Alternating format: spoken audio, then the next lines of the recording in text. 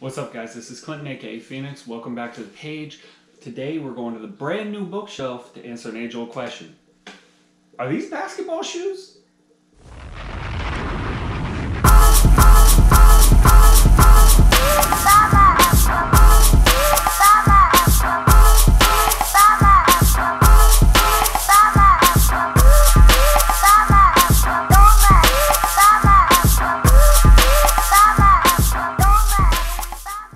So this is a question I get asked a lot when I'm working at Foot Locker. I got parents coming in, signing their kids up for basketball, need basketball shoes, and I'm showing them all the good stuff that they should want. The Freak 2, PG4, I got the KDs down here, like, we got tons of options. And they're like, oh, but Michael Jordan, he played basketball, right? Those are basketball shoes. And my answer is the same. Yeah, 30 years ago. Night for the Bulls as Jordan has come up with another steal. So the first one I want to talk about, this guy right here. The Jordan 1, the shoe that started it all. There's no tech in this shoe. None. Okay? Like, yeah, there's a very small little air pocket right in the heel. It does have possibly the greatest grip of all time. That's amazing. Other than that, there's nothing to it. It's got some nice leathers up top. This is the mid. Not quite as good quality as the high. But the materials are nice, and after a while they're gonna mold to your foot. But with this cup sole, the rubber, there's no cushioning. Your foot's going to kill you. I don't even know how people wear these casually, okay? I have to put a goddamn insole in them just to wear them out of the house for a couple of hours. They're not a comfortable shoe, and if you're running up and down the court in this shoe in this day and age, you're gonna have plantar fasciitis in about 8 minutes of court time. Like, it's not built for it. Don't do it. Why would you even want to play in this? Like, I've done it. I've forgotten my shoes before. I've worn these. Again, the grip's great, but come on, even Michael said that he wore these when he went to the Garden the last time they cut his feet up. Like, the shoe's not meant to hoop in. Like, don't do it. Next up, I want to have a quick look at my favorite shoe, Jordan 5.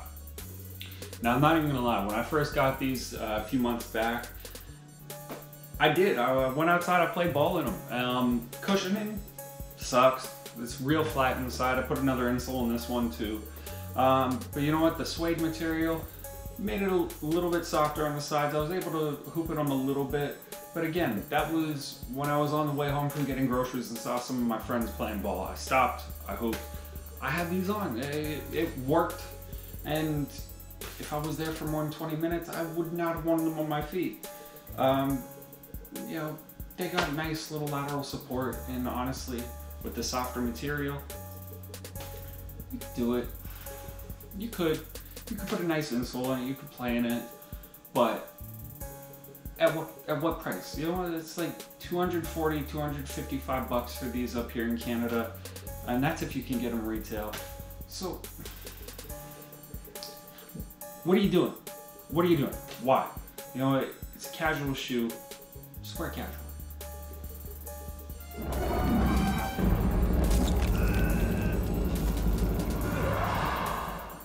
So, next time jump I'm gonna have brings us up to the Jordan 11.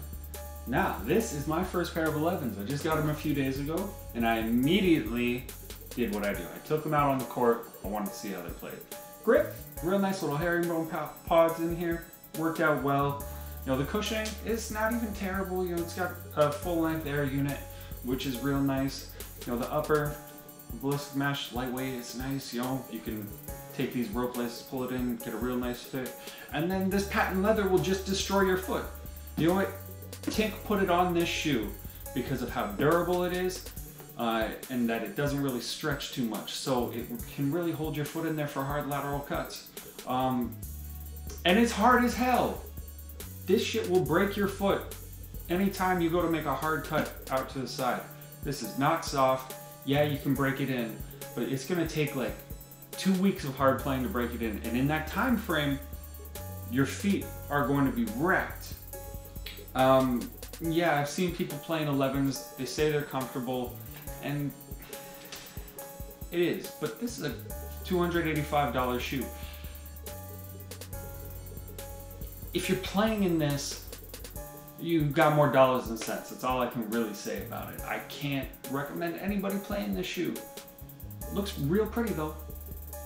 Michael Jordan just able to overpower Shannon Anderson. Nothing Hornacek could do. He's playing with 5. And now the last one I want to have a real quick look at. Jordan 12. Now the Jordan 12 full-length zoom unit. Real nice shoe. I'm not gonna lie. I actually even enjoyed playing in this shoe. I found this suede upper on this colorway be real soft. You didn't really need to break it in too much. You know, you got the mud guard here with the leather, and it actually holds the foot in real nice. I did put an extra insole in it, which gave me a little bit of arch support because J's are flat, y'all. They're real flat. I put them on. I went outside. I hooped outside for like 2 hours in them, and I was fine. I could see somebody wanting to play ball in this. I know that the 13 has a real nice setup, similar to this, but even a little bit more cushioning. You know, the 12, the 13, even the 14, I could see arguments to why you want to play in those shoes. They do have real good grip, full-length carbon fiber. There's a lot of tech in this shoe. Not only for today's standards, but God, the 90s? This was the 90s? Like, this shoe's a banger. This shoe you could go play in. This shoe I'm not gonna judge you in. This shoe is still really goddamn expensive, and I can sell you better shoes for less. But if you want to play in a 12 or a 13, I don't blame you. Jordan to drive. Hangs, fires, yes! The Bulls lead 87. So in conclusion, can you play in Jordans? Of course you can. It was built as a basketball shoe 30 years ago, but it's a performance-built shoe for basketball. Of course you can play basketball in it. In the same way that, you know, I've got a pair of Jordan sandals. They got a Jordan logo on them. They got the bottom of the 10 on them. You might as well play basketball in those too. You're gonna wreck your shit if you play in them, but of course you can do it. When it's a serious question, yeah, if you want to play in the 12, the 13, the 14, go for it.